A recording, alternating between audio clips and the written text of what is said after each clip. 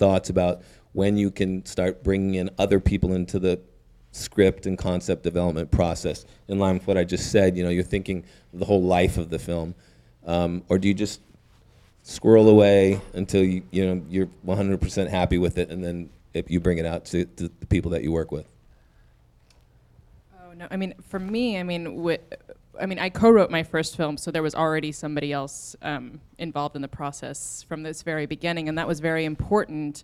And we only kind of grew out from there, because once you involve other people, I think what's helpful about that is that you're suddenly held accountable to people other than yourself, and that holds you to actually moving forward in a way that I think is difficult to do, as I'm sure many of you could attest to. If you're writing by yourself, it's hard to kind of move forward and keep to those deadlines and be rewriting constantly, because there's just not that other voice to kind of hold you accountable to that. So we brought other people into the process very early. The first draft we were sending around to people we trusted, exactly like what Sean was saying.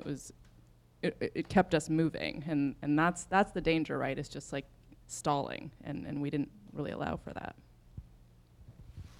I think it just depends on the project. So on the co-writing one, we kind of just did it ourselves, and when it was done, then we showed people. And then on the project that I had with a bunch of female comedians, there are a lot of improvisers from Upright Citizens Brigade. So I wrote a treatment, and then we did like a round table. I kind of did a workshop, and I told them what I wanted their characters to be, and then I had them answer a questionnaire, and I asked them like, what do you want to bring to your character? And so I kind of incorporated what they wanted to play into the script, because I knew we were going to be improvising, and I knew that, again, with super low budget, they're doing it for no money. It was like creating characters that they would want to portray. So I actually brought them in really early on in the script writing process, just because they were a wealth of talent, and improvisers can add a lot, and kind of reining them in before we get to set was kind of a good idea for me. Yeah, and I'll just say quickly too that it can also help you if you're stuck. You bring in actors, you bring in people who have other ideas who can help push it forward. If you're writing a script is a bitch. It's I've written 25 of them, and they don't get any easier, I'm sorry to say. So it's really good to involve people if you feel safe and confident, and they can help move you through blocks. Now, do you get involved often at the in the creative development of the script? Yeah, I love that statement, that I'll be held accountable for it, because what's in your mind might not play out so well in the reality of the making of it. So once a person does feel like it's a fairly well created, concrete thing that you want to present, I then can come in and say, okay, well, and I happen to be incredibly good at this. Sorry to toot my horn, but you say I have this much money, it can read it and say, here's where you're going to compromise right away. And that's an ugly word in marriage and filmmaking, but it's the truth. You're going to compromise, and I know that's going to shatter people's dreams, but it's not to break it, it's to make it.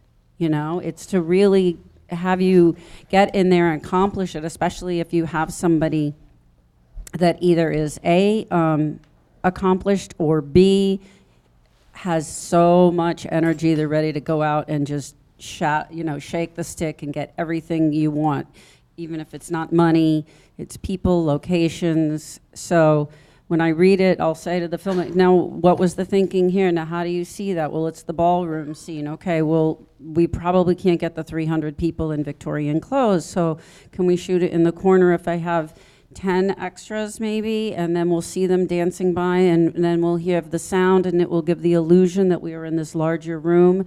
So, and then maybe that doesn't work for that writer or director, so you have to say, well, no, I have to see this. I say, okay, well, maybe we have to compromise on another place, and together that becomes the collaborative process that everybody here is talking about that winds out, because you might not know that as a writer-director. So, a production manager, producer type person can help you, kind of question you then and go, oh yeah, what was I thinking? The original question was, when should you start the collaborative? Yeah, at what point do you start bringing people in? I think from square one. I think that when you come up with a movie concept, you have a concept in your head, then you're sitting over coffee and you're talking to your best friend, and you say, what do you think of this idea?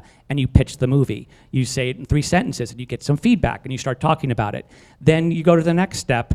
and you're writing an outline. And then maybe you show that outline to your 3 favorite writers, and they give you some advice about structure and some advice about story tension.